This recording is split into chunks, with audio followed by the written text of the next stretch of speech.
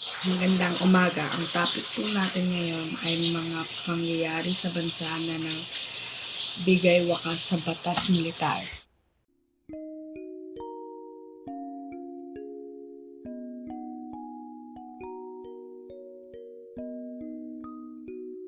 Umiral ang batas militar sa bansa ng mahigit 8 taon.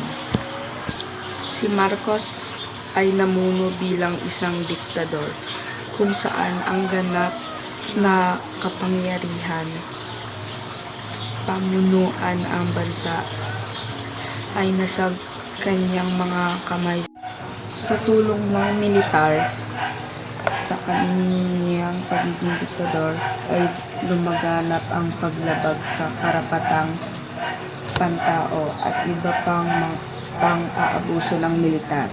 Sa kabila ng pagtutol ng mga tao, ay patuloy na naganap ang di makataong pag-aresto o pagdakip sa mga kritiko at kalaban ng pamahalaan.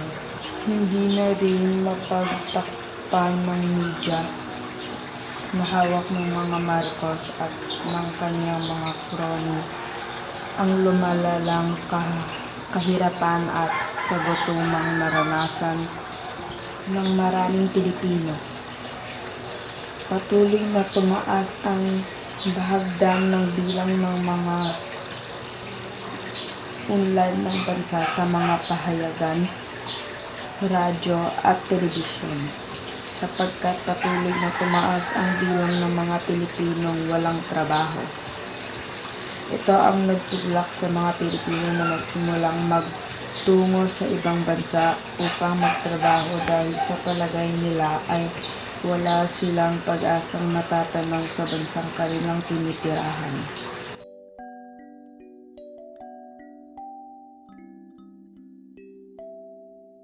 Magandang umaga. Ang topic natin ngayon ay mga karanasan ng mga piling taumbayan sa panahon ng batas militar. Marami ang hindi sumang-ayon kay Marcos nang gamitin niya ang kanyang kapangyarihan sa pagdeklara niya ng batas militar. Isa na rin dito si Senador Aquino Jr.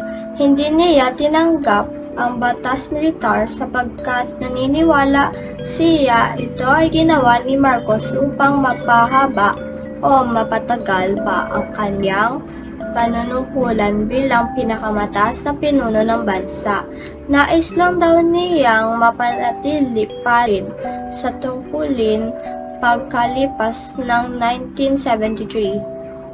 Isa sa mga pangyayaring hindi lubos na maunawaan at matanggap ng mga Pilipino ay ang ginawa ni Marcos na paghuli at pagdakip sa mga politikong kalaban niya sa politika at mga komentarista sa radyo at telebisyon na tumuliksa sa kanya.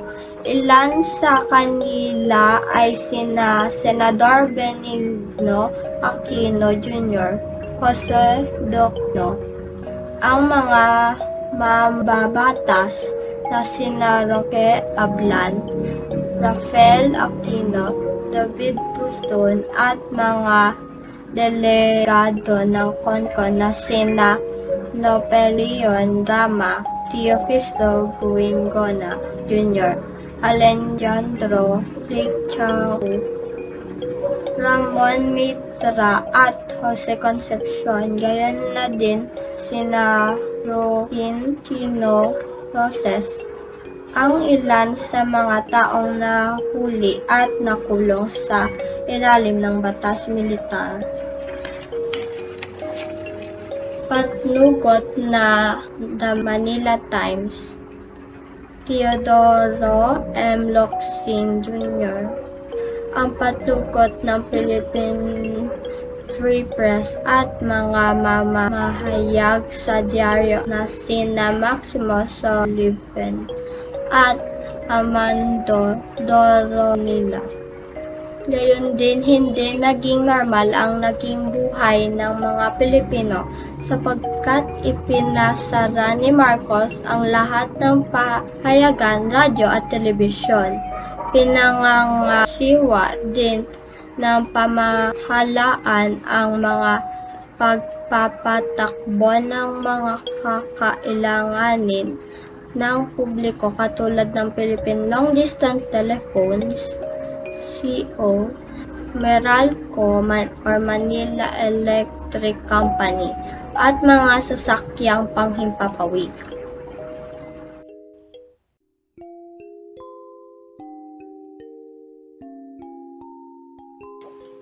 Magandang umaga, teacher.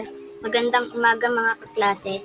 Ang topic namin ngayon ay pagtutol sa batas militar na nagbibigay daan sa pagbuo ng sama-samahan laban sa diktadurang Marcos. Sa patuloy na paglaganap ng paglabag sa karapatang pantao at patuloy na paglaganap ng kahirapan sa bansa. Sumidhi ang damdamin ng mga kilusang tulad ng New People's Army, NPA at Maro National Liberation Front MNLF na lumaban sa mapanili na pamahalaan sa kabila rin ng pagbabawal ng pamahalaan. Ilang sektor din ang lipunan ang pumalaban sa pamahalaan. Ilan sa mga ito ay ang grupo ng mga makabayang mamamahayag na nagkaisang bumuo ng mga pahayagang magbabalita ng mga tunay na kalagayan ng bansa. Partikular ang talamak na katiwalang nagaganap sa pamahalaang mayroon ding mga mag-aaral na nangunguna na muli magtatag ng mga sangguniang mag-aaral, student council at nanawagan sa panunumbalik ng malayang pamamahayag sa mga kolehiyo at pamantaas. Ang reaksyon ng mga Pilipino sa batas militar. Sa pangkalahatan, magkakahalong damdamin ang namayani sa puso ng mga Pilipino sa panahon ng pangyayari ng batas militar. Sa pansimula ng paghahari nito, marami ang hindi sumang-ayon sapagkat ang pagtatakda nito ay nangangahulugan din ng pagkawala ng mga karapatang panlipunan ng mga mamayan. Karamihan sa mga Pilipino ay nanatiling tikom ang mga bibig dahil sa takot nila sa pamahalaan. Sila ay naging sunod-sunuran sa kung ano ang naisin ng mga taong namumuno sa lipunan. Sinasabing kalapunan ay natanggap na rin ng mga Pilipino ang ganitong sistema ng pamamahala, lalo pat nagkaroon ng mabilis na pagsulong ang ekonomiya noong unang 3 taon ng pamamayani ng batas militar. Tumaas ang antas ng pamumuhay ng mga tao hindi lamang sa mga purok urban, kundi maging sa mga rural na lugar. Nabuhayan ng loob ang mga Pilipino, lalo na ang mga maralita, sapagkat sila ay nakakita ng bagong pag-asang sila ay makaahon sa kahirapan. Tila nawala ang kriminalidad sa lipunan. Ang mga lansangan, tulay at mga establishmento ang naipatayo.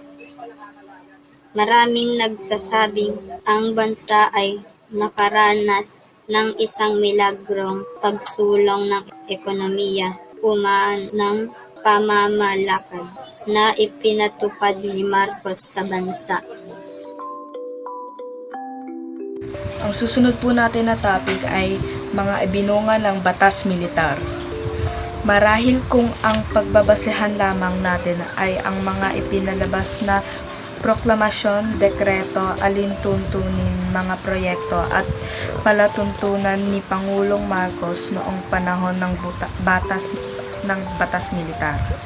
Sasabihin nating napakahusay at napakaganda ng ginawang pamamahala ni Marcos sa bansa. Maaaring tayong lahat ay nagsasabing tama lamang ang ginawang desisyon ni Marcos na ilagay sa ilalim ng batas militar ang Pilipinas. Ngunit kung susuriin natin ang tunay na mga pangyayari batay sa mga isinulat at testimonya ng mga nakakasaksi, masasabi nating malaki ang pagkakaiba nito. Batay sa pagsusuri ng mga kritiko, narito ang ilan sa mga mabubuting bagay na naidulot ng paghahari ng batas militar sa bansa. Una, naging sapat ang supply ng bigas sa bansa at sa katunayan ay nakapag-export pa tayo nito sa mga unang taon ng batas militar. Pangalawa, sumigla ang larang ng agrikultura at maging ang iba't ibang industriyang pangkabuhayan. Pangatlo, nakontrol bagamat hindi ganap ang subversyon at kilusan ng komunismo.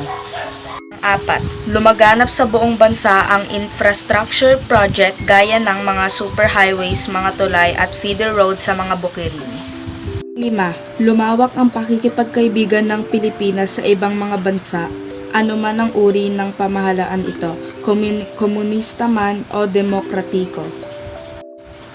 6. Nabigyang halaga ang kulturang Pilipino. 7. Nakapagpatayo ng mga paaralang pambayan, paggamutan at health center.